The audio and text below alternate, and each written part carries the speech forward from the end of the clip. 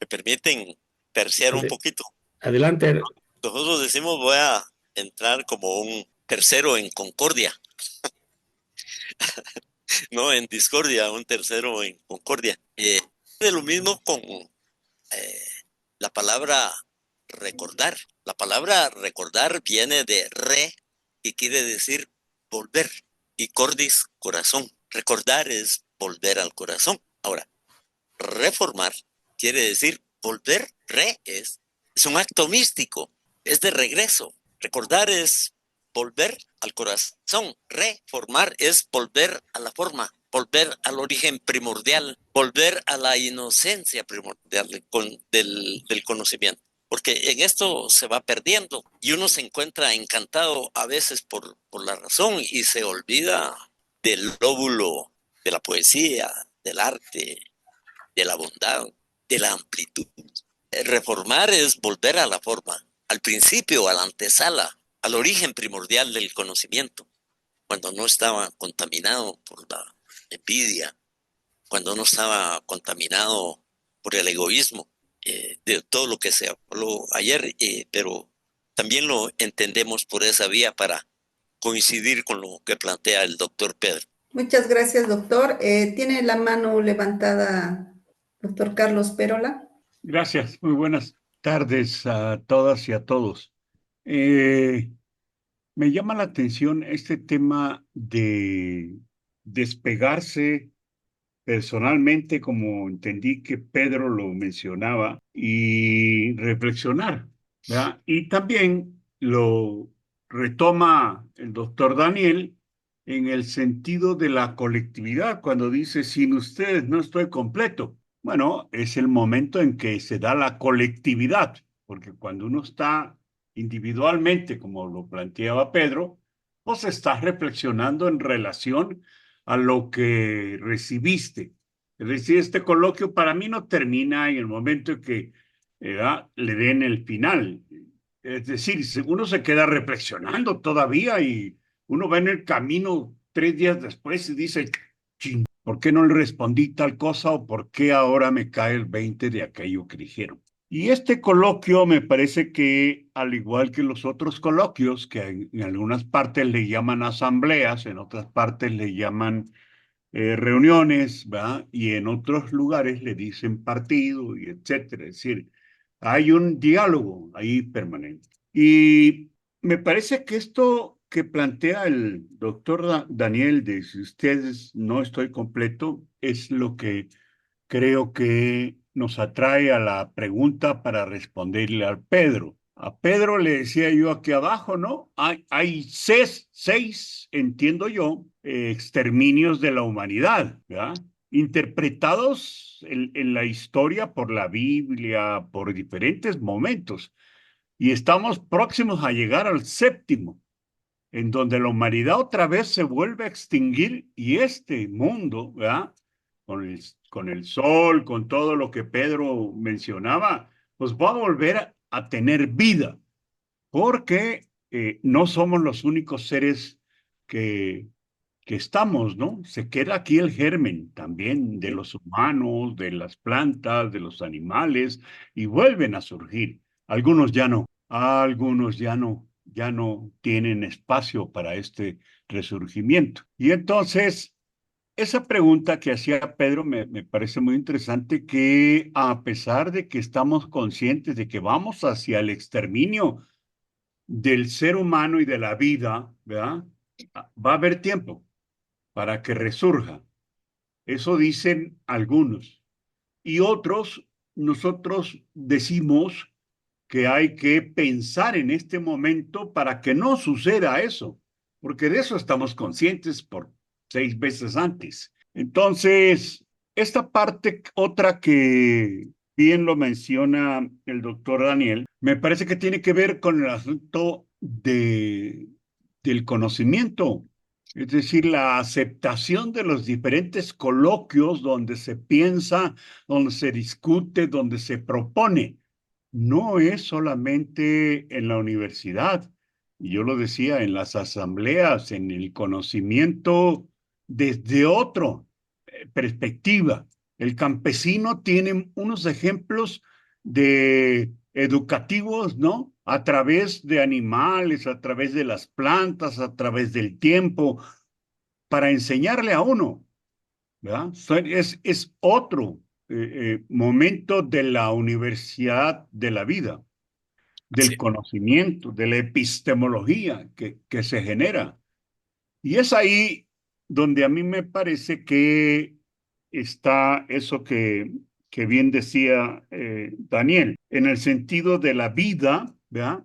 La libertad, nada más que yo no sé si es el de la dignidad. Es decir, si la dignidad, ¿qué contempla la dignidad para Daniel ahí? Porque a mí me parece que la dignidad tiene que ver con el primer elemento que puso Daniel, que es la vida, y el segundo, que es la libertad. Si la dignidad es eso, bueno, con las dos palabras me quedo. Creo que por ahí lo vería este momento de coloquio, de diálogo, ¿no? Y sí sirve, pues sí funciona. Todos los diálogos sociales nos van a ayudar a reconstruirnos. Nosotros dejamos, ¿verdad?, de ser entes pensantes, ¿verdad? Porque antes, quién sabe, éramos un esperma, ¿no? Y nada más.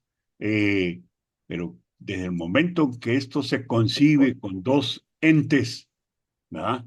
La mujer y el hombre, porque son los únicos que pueden procrear, a menos que te lo inyecten, etcétera, empieza el momento de recibir la información y interpretarlo, conocerlo, pero además afirmarlo, ¿verdad? Esos momentos de afirmar porque lo entiendo, porque lo comprendo, porque lo vivo, y eso me parece que tiene que ver con esta parte de epistemología. Nosotros seguimos pensando, ¿verdad?, todavía eh, con gran parte de esta epistemología que yo decía al principio, antes de que llegara Daniel, que tiene que ver con el asunto de Europa. Nos lleva miles de años en el raciocinio, en el asunto del comportamiento y las relaciones, en la interpretación de la vida. Y mucho de eso nos lo vinieron a dejar con la colonización. Y aquí estamos, trabados en esta situación, tratando de definir lo que creo que es la parte de la identidad en cada región y en cada pueblo y en cada nación. Muchas gracias. Buena tarde, aquí seguimos. gracias. Eh, Entretejer el poder, comprender sobre todo las miradas, los análisis y reflexiones que podemos escuchar en esta ocasión, en la sesión abierta, nos permiten sobre todo acumular mayores perspectivas para poder hacer esa reflexión hacia una concienciación educativa. Y todo aporta. Evidentemente es muy necesario que quienes estuvieron y van a estar con relación a una etapa educativa en cualquier etapa de la vida, pues puedan, como indicaba la doctora Pozzoli y también doctor Motul, ¿no?, el hacer ese hecho reflexivo de poder comprender, entender y sobre todo conocernos a nosotros mismos, conocer de dónde provenimos, hacia dónde queremos ir y a partir de ello, a partir de esa reflexión, ¿no?, ejemplificadora para nuestros estudiantes y quienes quieran conocer sobre sus procesos, puedan encontrar un espacio para desarrollarlo. Y como decía el doctor Perola, no necesariamente en un ámbito académico universitario, en todos los ámbitos que se puedan dar. Aprender de la vida, dignidad, libertad, ¿no? En realidad, el poder desarrollarnos como seres humanos, ¿no? No desde el punto de vista antropocéntrico, ya desde el biocentrismo, como indicaba, ¿no? Poder reflexionar de que somos parte de todo, poder reflexionar de que estamos entretejidos todos, no más allá de la cultura, más allá de nuestras áreas de conocimiento, poder desarrollar lo que indicaba, ese pensamiento complejo, poder desarrollarnos a plenitud de vida, poder hacer lo que nos permita mejorar como civilización y sobre todo el entender de que todos somos estamos religados, estamos en un planeta donde todos vamos a tener pues las mismas consecuencias y los mismos efectos de las decisiones que nosotros podamos tener. Bien, me permito, por favor, si alguien más tuviera alguna intervención. Yo quisiera decirle a Pedro acerca de su respuesta, me pareció idóneo, pero me da también a pensar entre reforma y cambio, a lo cual creo que Daniel no se atrevió o se olvidó hablar del cambio, ¿verdad? Porque reforma, yo voy a coincidir con Daniel, eso es reformar, es llegar otra vez o regresar, como él decía, ¿no? Eh, a esa forma. Pero para mí es necesario los cambios. Los seres humanos venimos cambiando, no solamente físicamente, pensantemente, filosóficamente. Y los cambios son, ¿verdad? A veces son para adelante y a veces son para atrás. Un tiempo después uno se da cuenta que fueron para atrás o fueron para adelante. Y en ese debate con uno mismo es como se hacen y se logran los cambios. Nada más que los cambios, pienso yo, y es un punto de vista muy particular, son sociales. Las plantas se cambian y se cuidan por sí solas, los animales también se cambian. Uno ve hoy videos que jamás pensaste que ibas a ver, ¿no? Donde la relación entre un tigre y un gato, etcétera. Pues eso, perdón, eso ha sido historia de muchos años. Cuando uno está y vive en el monte, uno los escucha. Es decir, existieron, ahora lo estamos viendo en videos. Y hay esa posibilidad de cambio, de que socialmente se pueda cambiar, se pueda mejorar, porque de alguna manera me parece que los coloquios son para sobrevivir, ¿verdad? Porque cuidado, cuando la irracionalidad de llega a este mundo, lo vimos con el exterminio de Hitler, ¿no? Con una idea de una raza, etcétera, exterminó millones de personas y hoy lo estamos viendo también, ¿verdad? Con las guerras que se están sucediendo. Entonces, a mí me parece que hay una diferencia entre reformar y cambiar. Es mi particular punto de vista. Lo han agarrado las instancias jurídicas, ¿verdad? Para hablar de reformas y hay las revoluciones que lo han agarrado para hacer cambios. Y las revoluciones, ¿verdad? Tienen una característica hasta en la epistemología, que son las que nos están enseñando, ¿verdad? A los maestros, a las universidades, a los centros de investigación, el tema que tiene que ver con una nueva epistemología propia, desde la experiencia y desde la lucha y desde la concepción de la vida. Muchas gracias, Pedro, por tu precisión acerca de la reforma. Ojalá y que este coloquio nos vaya dejando algunas categorías, ¿verdad? Para ir avanzando a eso que pretendemos hacer o tener en este proceso y en este momento de la vida. Muchas gracias, muy amable. Muy bien, si algún colega que está en la sesión quisiera hacer algún aporte, alguna pregunta. A ver si ahora puede el doctor Villacorta hacer uso de la palabra. Gracias, Pedro. A ver, ¿qué les puedo decir? Uniendo lo que dice el colega Carlos, y recurre a la Biblia, recurre a otros elementos, con Daniel que aprendo mucho de culturas, contigo que voy entendiendo otras cosas. Es interesante que nos cuesta entender la posibilidad de dialogicidad entre nosotros. Todos hablamos de diálogo, pero poco intentamos hacer de dialogicidad. No es tan fácil hacer lo que dice también Daniel, cuando trabajamos en las jaulas académicas y todos nos piden, entre comillas, resultados. Yo le llamo jaulas hace tiempo, Daniel, no le llamo aulas. ¿Ya? Las Exactamente, jaulas estamos de académicas. acuerdo. Ya. ¿Por qué? Porque no es solamente la institución. Nuestros mismos estudiantes no vienen a buscar, vienen a pedir respuestas. Hay alguien que está aquí que sabe que en los coloquios o en las tertulias que nosotros llamamos, es difícil que aprenda a dialogar, porque siempre quiere una respuesta. ¿Qué dice Morín? ¿Qué dice Pedro? ¿Qué dice Carlos? Pérola, que dice Daniel, pero no encontrar un espacio de dialogicidad. Es ahí donde personalmente, desde la experiencia con los pueblos originarios de América Latina, de Bolivia, que tengo la suerte de conocerlos, he aprendido que la cuestión no es ya si es mejor o es peor Occidente o Oriente o tal, o Buda y todo. He tenido la suerte de transitar por ciencias de la religión, por formación personal.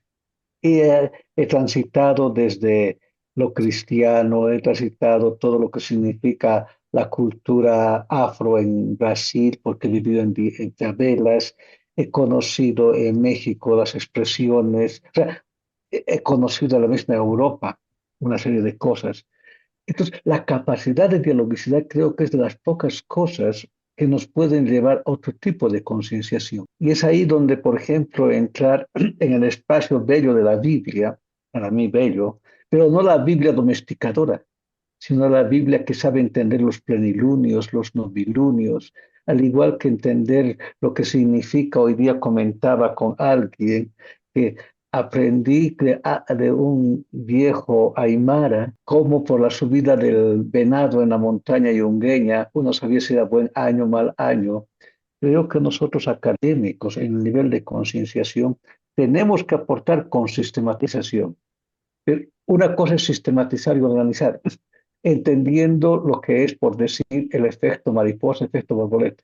Pero otra cosa es saber callar. Saber callar es importante hoy día para entrar a concienciación, porque por no saber callar, preferimos el ruido de los fusiles, de los sables, de la violencia, de la muerte. Diálogo, como decía también Pedro Jesús, es importante entender el silencio. ¿Saben? Estamos viviendo una sociedad que no es del silencio. El celular, la televisión, los coloquios, todo, es una maravilla, pero estar en silencio, entrar en nuestro propio silencio de caminar por las montañas, si son cristianos de las noches oscuras, si son budistas, encontrar el silencio de la naturaleza, si es la tendencia de maometana, descubrir lo que ha significado Mahoma, musulmán sería, no musulmana, descubrir junto a Mahoma lo que significan todas estas cosas del Corán y sus pequeñas indicaciones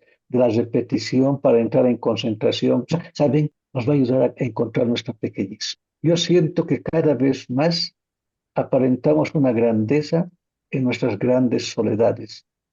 Y la palabra concienciación me va a ayudar a entender el valor de Irene, de Sandra, de Azul, de Consuelo, como nuevo espacio, no educativo, sino de un saber estar junto con. Yo resumiría así lo que ustedes han dicho y también un poco lo que hemos trabajado con José. Por eso trabajamos mucho su concienciación en medio de la bruma, ¿ya? Porque es bella la bruma. Todos tienen miedo a la bruma, pero yo amo la bruma para conducir carro en las montañas yungueñas, sí, tierras medio bajas, ¿ya? En la playa, porque es ahí donde uno aprende a encontrar que las mediciones nos responden. Son las mediaciones de saber estar con y junto al otro. Yo resumiría así nuestra participación, lo que ustedes han dicho. Complejidad no es respuesta. Por si acaso, complejidad es buscar para encontrar y encontrar para seguir buscando. En la EMI, nuestra frase es, caminante no hay camino, se hace camino al andar. Y escuchando a mi amigo Carlos y a los centroamericanos, a mí una cosa que me ha impresionado en los años 90 es el Abya Yala, a partir de la tierra que emana leche y miel, desde el vuelo del quetzal, que yo lo he aumentado el cóndor y el águila, como el oso, ¿ya? Que camina con nosotros. No se trata de negar lo occidental o no occidental, ya está, se trata de caminar con. Bueno, esa es mi postura personal de concienciación, con el derecho a estar equivocado. Totalmente de acuerdo, sobre todo en la concepción, el manejo de el silencio, porque es difícil llegar a un estado de conciencia a través del silencio por todos los ruidos que interfieren con la comunicación. Por ejemplo, un partido de fútbol es un ruido que interfiere con quien no asistió al diálogo por irse a un partido de fútbol. Ese es un ruido, son ruidos externos. La bocina de un carro es un ruido que interfiere en la comunicación. Que yo esté con ustedes dando una plática sobre mi cosmovisión, pero que me duela un zapato o que me lastime un zapato, es un ruido que impide una fluidez. Quizá esos ruidos tienen una solución muy importante, pero los ruidos internos de la razón quizá son los más difíciles, porque como no estamos acostumbrados al silencio, ni tenemos cultura de silencio, cuando estamos en soledad necesitamos que alguien nos hable, ponemos el radio. Si no tenemos radio, ponemos la televisión. Si no tenemos radio y televisión, entonces nos ponemos a hablar solos. Yo tuve un tiempo ese problema y le decía a mi amigo que es psicólogo, fíjate que tengo un problema que estoy hablando solo. ¿Y cómo haces? Y le conté yo cómo hacía. ¿Estás bien? Porque todavía no te contestas vos mismo. Entonces no has llegado a la neurosis. Pero el silencio como categoría filosófica, el silencio como la más alta, el más alto nivel de conciencia, nos permite saber, nos permite sentir que somos el universo mismo, nos permite llegar a un alto nivel de desapego del ego, incluso desde el punto de vista de su utilización para la salud, el silencio es vital. Pero a veces no podemos hacer ni un minuto de silencio, porque es cuando nos empieza a atacar la razón y nos empieza a atacar la razón y nos dice, no, es mentira lo que dijeron en el coloquio, eso es mentira lo que dice el doctor Villacorta, el silencio, porque la mente está operando y justamente el silencio es para cesar un poco la razón. Y con esto termino porque seguramente hay hermanos que quieren hablar más, pero hubo un amigo que se fue a la guerra y estaba enamorado de su novia y le había prometido que se iba a casar. Estaba en la guerra y le enviaba todos los días una carta recordando lo que tanto la amaba y 10 años estuvo recibiendo la novia la carta, la carta, la carta todos los días. Cuando terminó la guerra, se fue y dijo, ahora sí la voy a ir a buscar para casarme con ella. Toca la puerta y quien le sale a abrir, el cartero, le dice, mira lo que me has hecho. Tú tienes la culpa, le dijo, porque todos los días me escribías. Y yo me encanté con el cartero y con él estoy viviendo, así es que disculpa. Pero resulta que el cartero era un poco boxeador y le fue mal a la pobre señorita, a la pobre señora, y lo tuvo que dejar, pero volvió otra vez a buscar a su antiguo amor. Y eso me parece que es que en un momento determinado la razón nos empezó a encantar y olvidamos nuestro lóbulo derecho, la sensibilidad, la poesía, el arte, todo eso lo olvidamos. Nos ha ido mal. Por eso que en los campos de conocimiento es importante volver otra vez. Por eso el volver tiene un significado muy importante, así como vuelven los equinoccios y los solsticios, pero vuelven en un movimiento retroprogresivo porque regresan y traen mayores avances en el retorno. Entonces volvemos para seguir adelante, volvemos para seguir adelante. Es un ejercicio muy importante. Por eso es que a veces amamos tanto el silencio para poder volver otra vez con nuevo conocimiento, con nuevas experiencias como esta que estamos cosechando este hermoso día del pájaro, que es la comunicación en el sentido del ejercicio. Y me parece que cuando yo vengo cada año, parece recordar un mito del Popol Vuh, donde había un gobernante que se llamaba Cucumatz Serpiente, que 8 días se volvía águila, 8 días se volvía serpiente, 8 días se volvía pájaro, 8 días se volvía león y 8 días se volvía coágulo de sangre. Cuando uno aprende a decodificar los libros sagrados, como ya se ha hablado aquí del Corán, se ha hablado de la Biblia, que también hay que decodificarlos porque ahí está codificada una sabiduría. Depende de nuestro conocimiento para poder abrir esa sabiduría a la más alta comprensión. Entonces, Gugumá se volvía águila porque se elevaba y ahí miraba toda la inspiración para favorecer a la población. Entonces, la mirada de águila que se subía es la mirada de la sabiduría, de la inteligencia. Cuando él tenía dibujada lo que quería para su sociedad, hacía el movimiento vertical para volver a la tierra y se convertía en serpiente para ver si había idealidad coincidía con la realidad. Si la idealidad del águila coincidía con poner los pies en la tierra con la serpiente, la idea era perfecta. Entonces, el ejercicio vertical viene el ejercicio horizontal para comunicarle a la población que la idea era fabulosa. Cuando toda la población estaba de acuerdo en esa forma horizontal de ver que esa posibilidad había de hacerla, entonces se convertía en león para defender esa idea cuando alguien la quería destruir. Y una vez realizado todo esto, volvía a la quietud, volvía al pozo, volvía al silencio y se convertía en sangre coagulada para pasar un tiempo, como pasa el pensamiento complejo en la sociedad del pensamiento complejo. Pasamos un año como sangre coagulada para volver a revivir como águilas, para volver a ser serpientes y para volver a ser pájaros y comunicar. Creo que esa es una muy buena posibilidad de sangre coagulada, silencio y avance. Muchísimas gracias, doctor Matul, perdón. Doctor Carlos Pérola levantó la mano, doctor. Gracias. Me parece que este coloquio, ¿verdad?, de alguna manera tendría que ir, pues sí, ir haciendo consensos acerca de los criterios, de las categorías que vamos coincidiendo para construir, pues. No creo que haya que construir para toda la vida. Me parece, como dice Daniel, cada año que nos juntamos o que se juntan, pues habría que ir viendo si esos criterios, esas categorías y esos conceptos se van cumpliendo. Digo, porque creo que no es nada más la Biblia, ¿no?, ni los libros sagrados los que son eternos.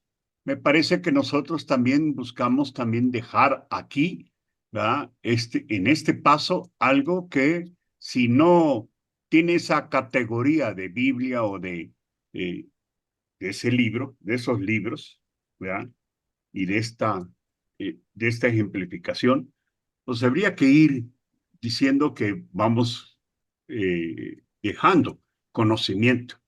Y en ese sentido, a mí me parece que el silencio es importante, nada más que el silencio, a ver si estoy bien, es cuando uno está solo, es cuando reflexionas. Ese silencio es particular. Los que no hablan aquí, los que no quieren hablar, los que no quieren participar, por algo ha de ser, nada más que no es mi interpretación la que tengo que hacer valer, sino hay otro lenguaje que a mí me parece que se da aquí también, que es el corporal, en este diálogo, en esta parte que bien señala Villacorta, ¿verdad? Es la parte de dialogizar.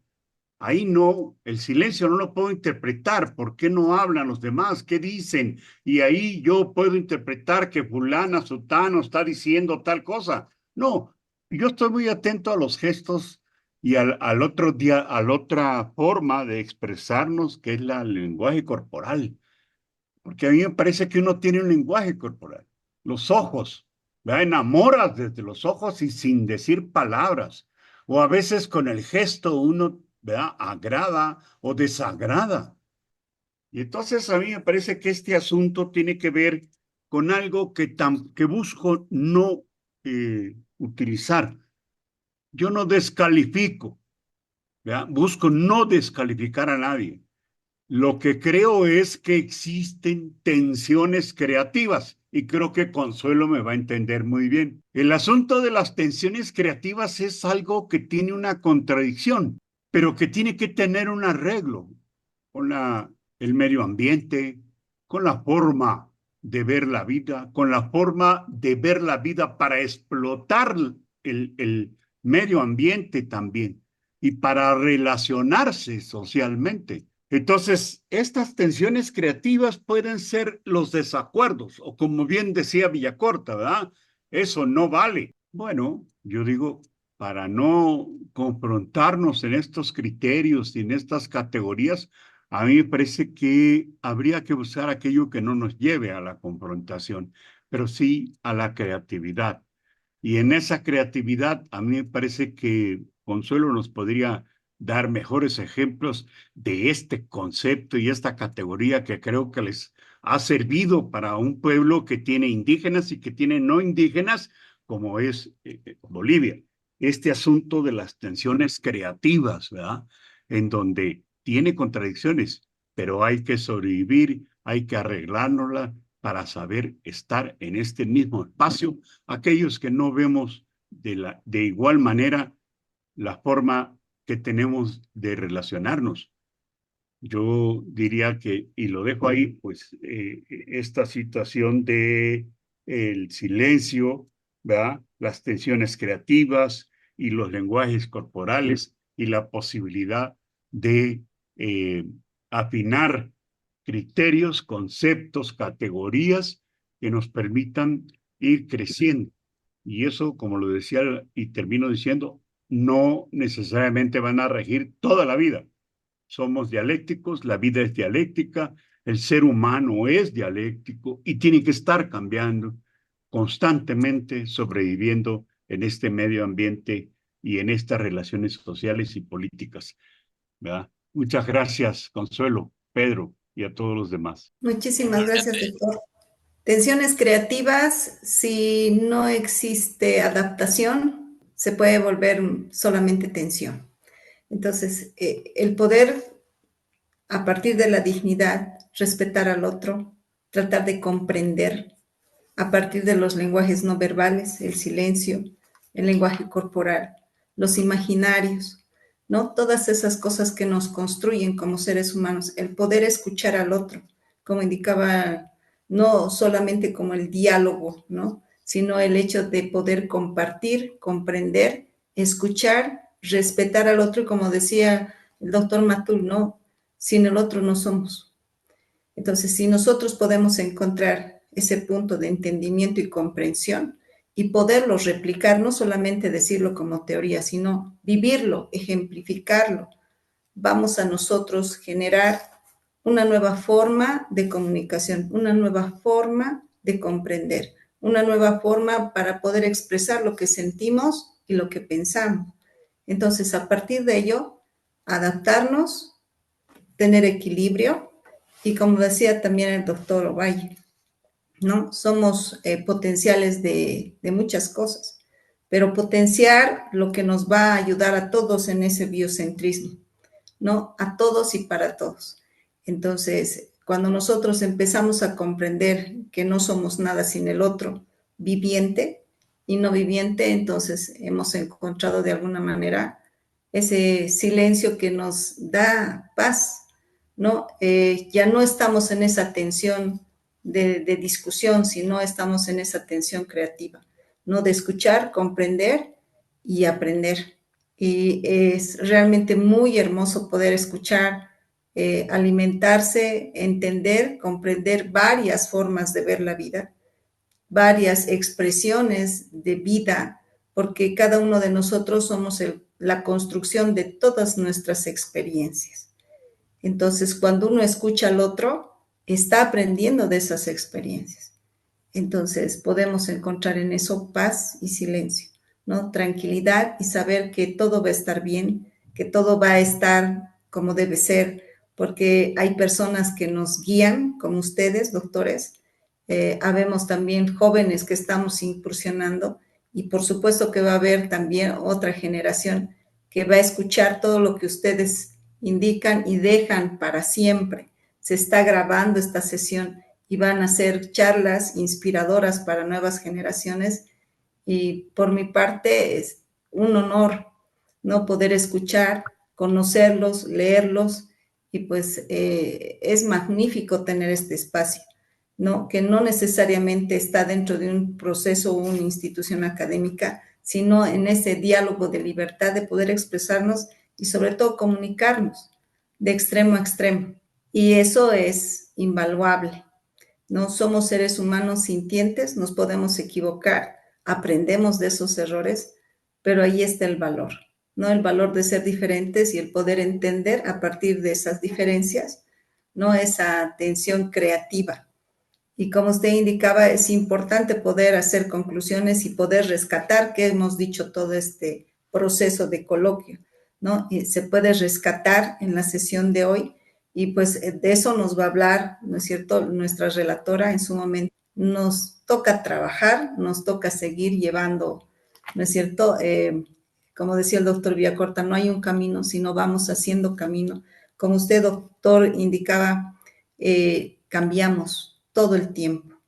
Pero en ese cambio, si no hay el poder de adaptación y comprensión, pues no vamos a llegar a ningún lado. Yo creo que ya hay un cambio. El solo hecho de tener silencio, el solo hecho de tener a 20 participantes después de una jornada de discusiones, existe un cambio. Y si somos positivos y vemos ese cambio como algo positivo, tenemos pues mucho de avanzado a partir de esta sesión. Muchísimas gracias y pues le doy pie a doctor Ovalle. Bien, buenas tardes. Ya estamos cerrando prácticamente el evento, pero no quiero irme antes sin retomar esta parte de lo que mencionaba Daniel, de estar unidos. ¿Cómo se traduce? Me decías, Daniel. Sin usted yo no estoy completo. Ah, perfecto. Voy a procurar compartir la imagen que presentamos el día de ayer, me parece, ¿no? Quiero que se concentren y observen que hay un círculo en el centro, en donde está adentro, pues, una flor, ¿no? Y ese círculo tiene hacia arriba otro círculo y hacia abajo tiene otro círculo. El círculo de arriba toca la mitad de la flor y el círculo de abajo toca la otra mitad de la flor. Si agudizamos la mirada y entretejemos esos tres círculos, el del centro, el de arriba y el de abajo, vamos a encontrar una especie de como de baloncito de fútbol americano. Aquí está, digamos, el baloncito. Aquí comienza, en esta intersección, comienza, aquí termina y aquí se forma el baloncito. Este baloncito es conocido como la vesica Piscis y es, digamos, según Bazarán y Colesco, este sería el tercero incluido. O sea, porque tenemos, digamos, aquí dos esferas, una en el centro y esto que está ahí medio es el baloncito de la vesica Piscis y esto representa la unión entre lo material y lo espiritual, lo material y lo espiritual. Bien, lo dejo ahí, pero además observen de que hay más círculos, no solamente son tres, son 7 círculos que están aquí, ¿no? Más el círculo que está arriba, que une todo, más otro círculo que está aquí en el centro y que une a la flor. Esa imagen de la mente no solo es una figura que aparece, como decía en la mañana, y Fernando Avendaño nos daba una luz por ahí de por qué esa imagen aparece en algunos monumentos históricos, ¿no? Y que hay ahí un tema que tenemos que discutir aún todavía. Pero esa figura no es solamente algo imaginario, es algo real en el sentido de que cuando se comienza a formar el ser humano, en ese momento en que las células comienzan a reproducirse, forman esa imagen. O sea, no es algo que alguien haya dicho, voy a hacer por acá un mandala y voy a tratar de a partir de ahí hacer meditación. No, tiene un significado. Y ese significado es la unión entre lo material y lo espiritual, ¿sí? Y todo eso que está allí entretejido es lo que nos dice Daniel. O sea, si yo saco un círculo, automáticamente desaparece la figura, o sea, ya no está, porque hace falta eso, ese círculo. Entonces, cuando decimos que estamos aquí reunidos, ¿no? Tratando de conversar, estamos formando esa figura, estamos entretejiendo esa figura y estamos generando muchas vesicas, piscis, que desde el punto de vista físico es la que genera la luz.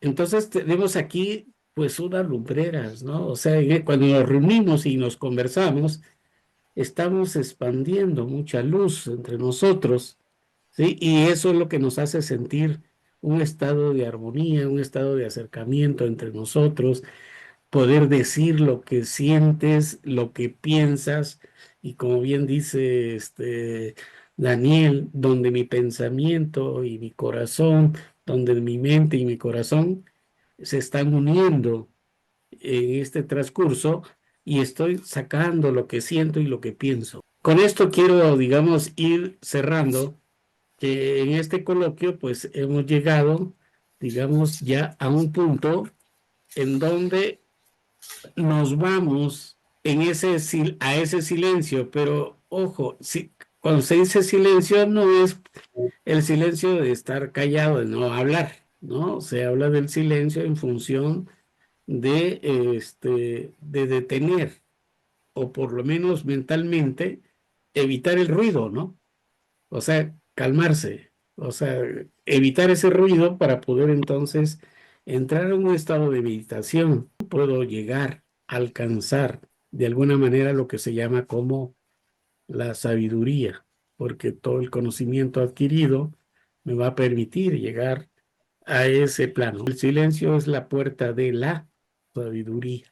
Entonces tú no puedes estar, digamos, concentrado, meditado, si tienes mucho ruido. Entonces procuras detener, digamos, que la mente, por decirlo así, detener la mente para poder alcanzar esa puerta. Bien, estamos llegando ya al final.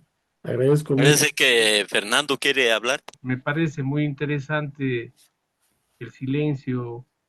Comparto de que no es necesariamente la ausencia de sonido. Y quiero referirme a un evento que conocí, me comentaban de un encuentro de yachas o chamanes, la voz quichua es yachas, que quiere decir como sabios. Y en este encuentro había un personaje, Taita Marcos, del cual no le pude conocer personalmente, pero tuve referencia a través de unas grabaciones en donde él realizaba algunas ceremonias y también por televisión algo conocido. Sin embargo, el motivo de su reconocimiento se dio al interior de un evento, de un encuentro de Yacha, ya que era tan conocido que todos prácticamente guardaban profundo respeto por él. Pero la ceremonia, digamos, perdón, el encuentro de los chamanes o yachas había llegado como un momento donde los ánimos estaban caldeados, todo el mundo hablaba. Taita Marcos había estado en silencio y le dicen, bueno, pues ya todos hicieron uso de la palabra, quizás hasta más de la cuenta, y le dicen, Taita Marcos, pase a la mesa a que hable. Pasa Taita Marcos y no dice una sola palabra. Se quedó en silencio algún tiempo y los yachaks, según lo que se cuenta, entraron en una especie de catarsis. No pudieron soportar el silencio. Después de este momento, Taita Marcos se bajó. Entonces, en el pensamiento andino, y qué alegría escuchar también en Mesoamérica, nuestra parte hermana del norte, encontramos también similitudes y el profundo respeto hacia lo que significa también el silencio. No es algo gratuito y reitero, en la música el silencio es importantísimo. Muchas gracias. Bien, voy a continuar en alguna otra intervención antes de que yo proceda a ir dando lectura a las notas de cierre de este coloquio. Pedro, yo nada más quisiera agradecer a esta invitación y ojalá se pueda dar la continuidad que creo que ustedes le han venido dando. Muchas gracias, Pedro, por esta invitación y por esa insistencia y esa tenacidad para sentarme también a este coloquio. Muy amable, gracias. Gracias, Carlos. Pide la palabra Patricia Cervantes. Hola, buenas noches.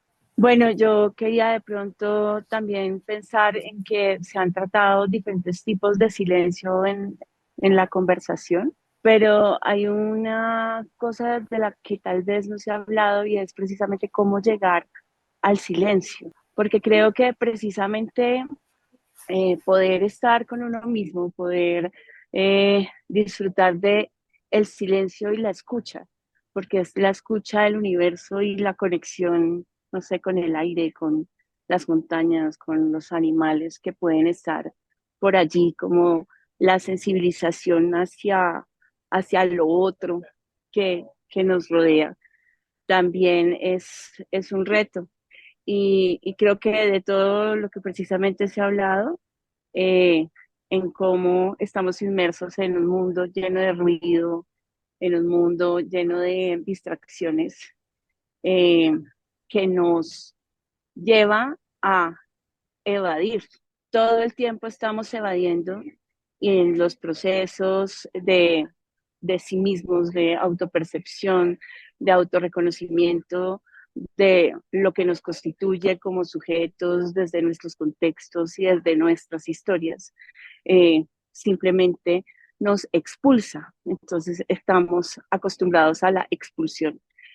Y, y creo que es un reto entender cómo llegar al silencio desde ese reconocer lo que tal vez nos constituye o lo que tal vez nos duele.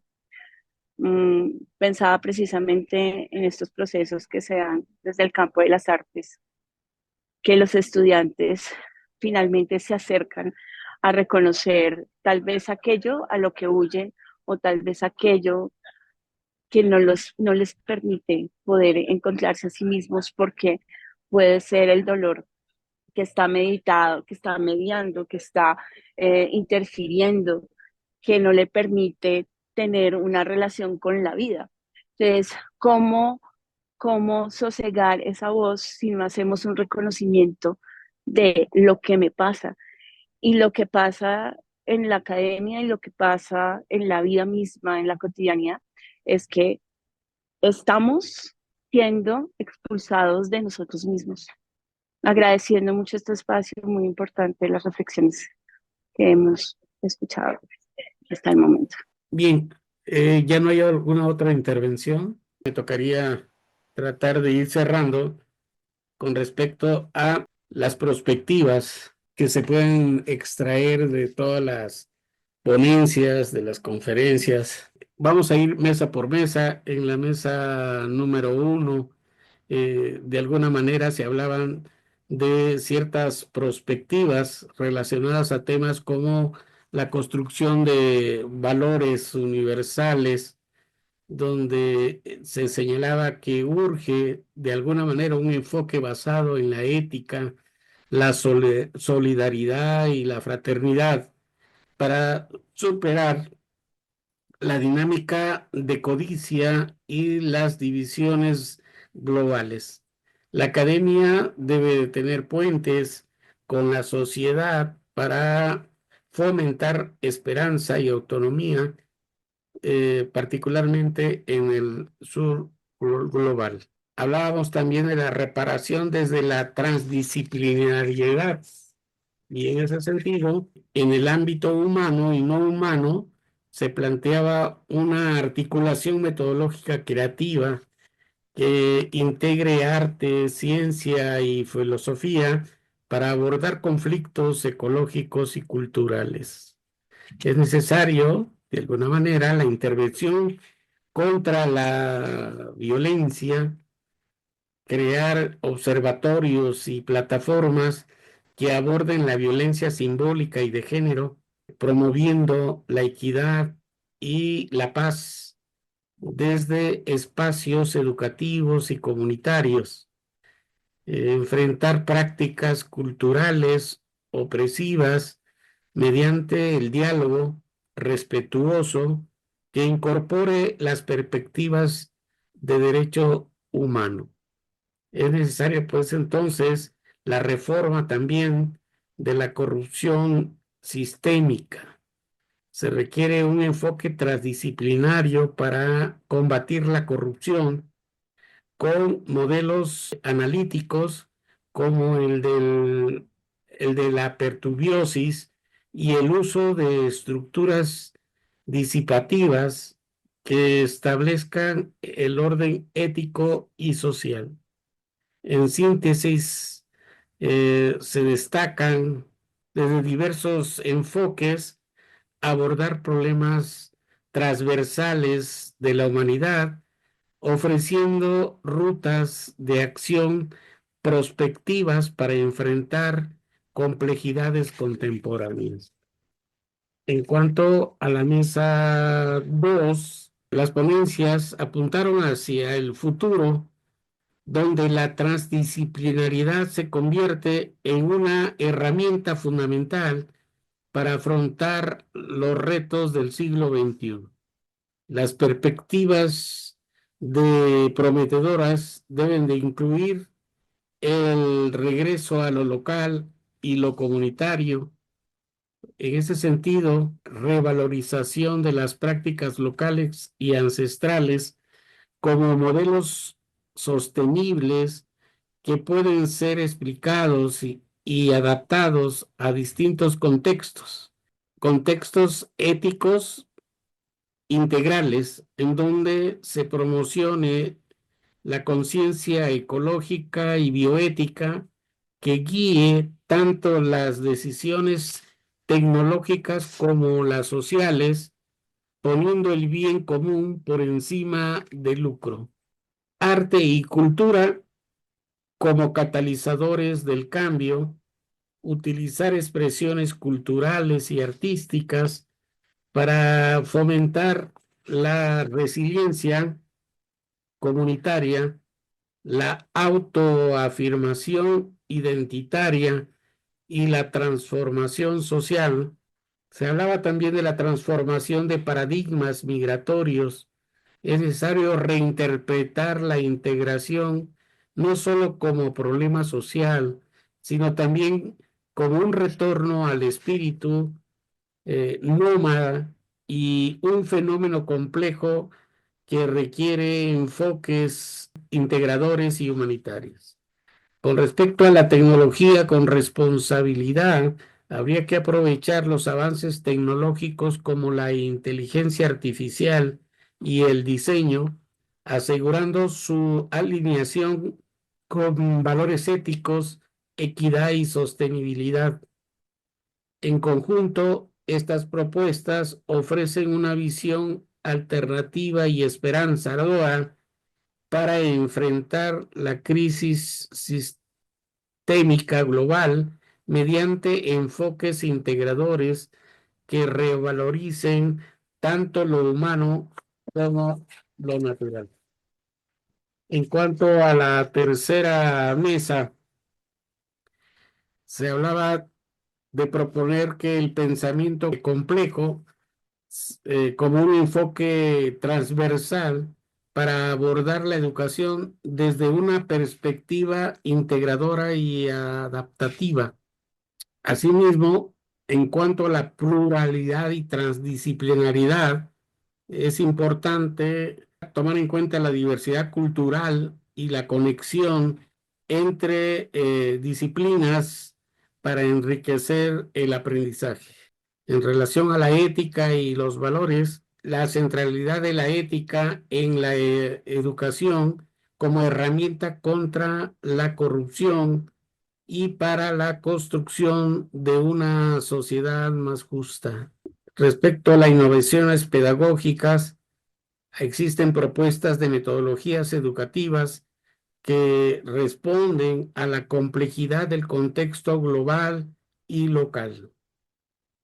En síntesis, podemos decir que se refleja un esfuerzo colectivo para diseñar la educación y sus prácticas para hacer frente a los desafíos contemporáneos desde una óptica inclusiva, ética y transformadora. Estos serían, digamos, de alguna manera las perspectivas que se pueden extraer de los documentos y de lo que hemos discutido en estas 3 jornadas. Habían propuestas concretas con respecto a que se generaran espacios colectivos. Este es un espacio de construcción colectiva que se ha venido expandiendo desde el 2007 hasta nuestros días y que no hemos tenido más que 2 periodos de tensión, en el sentido de que vino la crisis de sanidad mundial con el COVID, y en ese momento pues no se podía hacer pues ninguna actividad presencial, y tuvimos que suspenderla por 2 años, y posteriormente le hemos retomado ahora como una actividad virtual, en tanto se acomodan las situaciones de seguridad en nuestro país, sobre todo en Chiapas, que es donde se convulsionó mucho la violencia y los grupos organizados se posesionaron de ciertas partes del territorio que impedían la movilización de la gente, y no podíamos nosotros tener la certeza de darle seguridad a los compañeros que venían de otros países. Así que vamos a esperar que la seguridad se establezca para poderlo hacer presencial y hacer que la convivencia académica fraternal entre nosotros se pueda dar, ¿no? Con esto cerramos, digamos, esta parte de lo que es la parte académica de nuestro programa. Solo nos resta pasar a la ceremonia de clausura. Está programada a las 6, o sea, dentro de 7 minutos. Tendríamos este espacio de 7 minutos para hacer algún comentario que se quiera añadir a lo que ya se ha dicho de las perspectivas que se encontraron. Aquí hay algunos participantes que fueron ponentes y que ellos pueden dar su punto de vista de si falta algo que se incorpore o quieren que algo se aclare o se precise. Richard, de Bolivia. No, más que todo agradecidos como Bolivia. Creo que estamos de nuestro doctorado 4. Está Ludwig, está Cecilia, está Consuelo, que la hemos ya casado para este tipo de cosas. Y creo personalmente como corresponsable de la parte del programa de la EMI, sí, me siento muy contento y agradecido con ustedes, pero también con ellos tres, ya que, bueno, ellos ya podrán seguir y continuar. Ha sido muy bueno y realmente la síntesis es buena también, Pedro. Queda mucho para hacer. Sigamos elevándonos como cóndores o como aves para poder contemplar nuestra maravillosa patria y matria de América Latina. Bueno, yo escuchaba con atención y me llamó la atención este término de las estructuras disipativas, porque se habla de que en el estado de caos, ahí es donde entra esta forma muy interesante. Pues Prigogine nos hablaba de las leyes del caos, efectivamente, y en ese sentido el considerar al caos como parte también de un orden que se sucede me parece muy importante, porque recordemos que el modelo simplista no quería pues tener el acercamiento al caos, todo estaba bien, no hay contradicciones, no hay error, peor caos. Entonces, me parece muy loable que se considere este componente de la vida, del universo, del cosmos, del ser humano también, Así que felicitándoles por su iniciativa, lamento no haber tenido ninguna participación, digamos, seria, porque nosotros en el Ecuador estamos con problemas de cortes de luz terribles y solamente en los ratos en que nos dan luz ahí podemos tener la posibilidad de acercarnos. Por tanto, no me inscribí ni nada por el estilo, y precisamente lo que estamos viviendo es una especie de estructuras disipativas humanas, podría ser, en donde el caos está a la orden del día, y ello generará a su vez orden, y esperemos, como bien decía el doctor Daniel, de que esta imagen de la sangre coagulada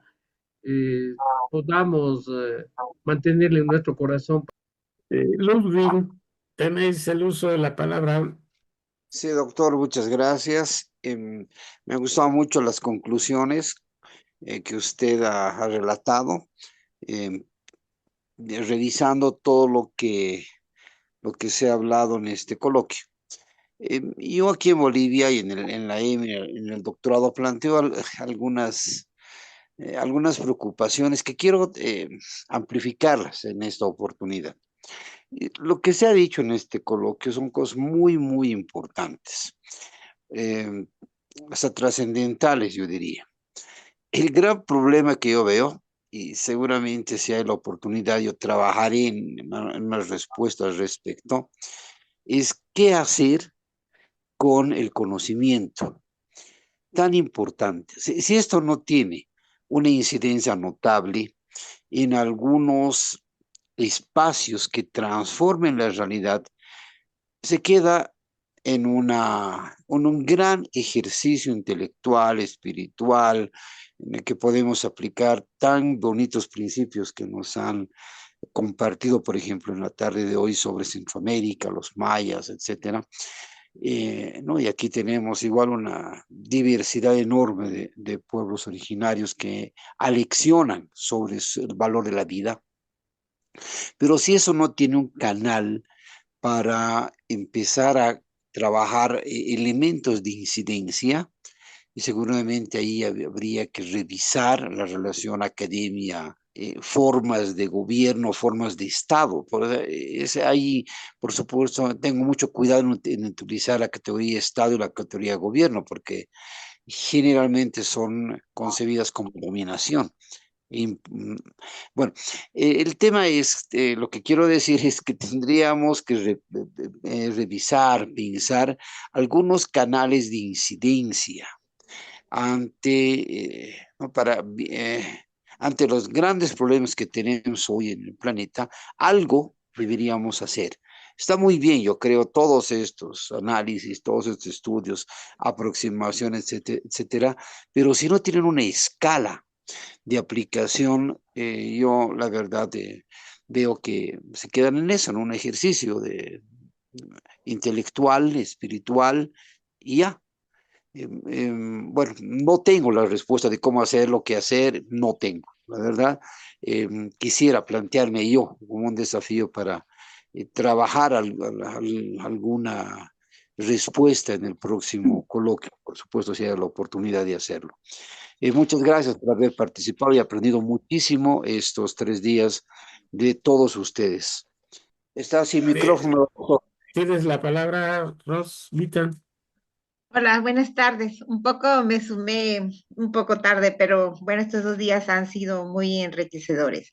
Yo sí quisiera, bueno, no sé, no escuché, que si en las conclusiones pudiera como incluirse un concepto que que ha manejado el doctor Matul, que es la negociación.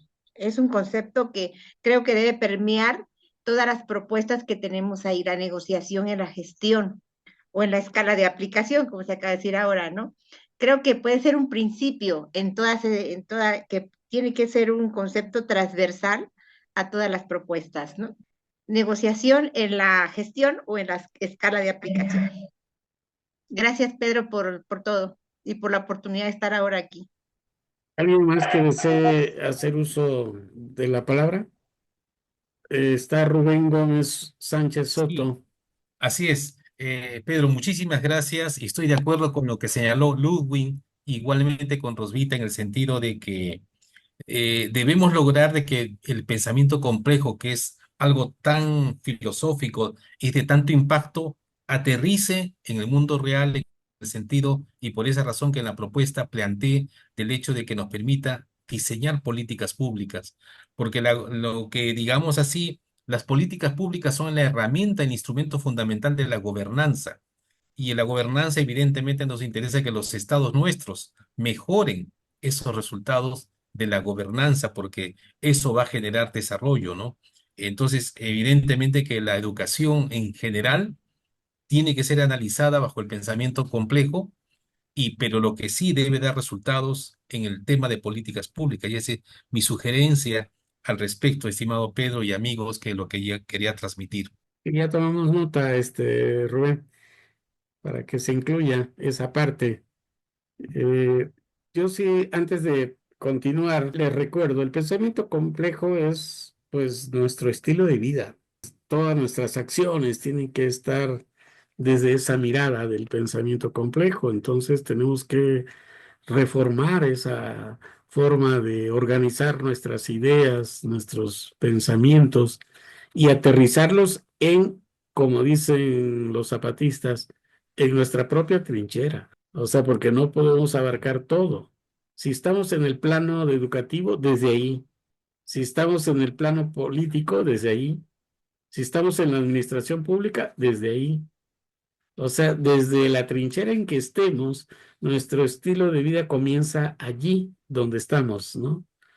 Entonces, solo lo pongo ahí en la mesa para que de esa manera, junto con la transdisciplinariedad, podamos ir cambiando las cosas. Pero mencionaba también de que esto inicia internamente. O sea, si internamente no lo hacemos, si internamente no nos reformamos, pues lo que sale hacia afuera es lo mismo de siempre y entonces no cambia nada. O sea, no podemos expandirnos nuestras ideas, nuestro quehacer, si internamente no modificamos nuestra forma de organización, nuestra forma de sentir, ¿no? O sea, si no modificamos los latidos del corazón. Bien, hemos tomado ya las notas de lo que debemos de incluir. Gracias por vuestra aportación.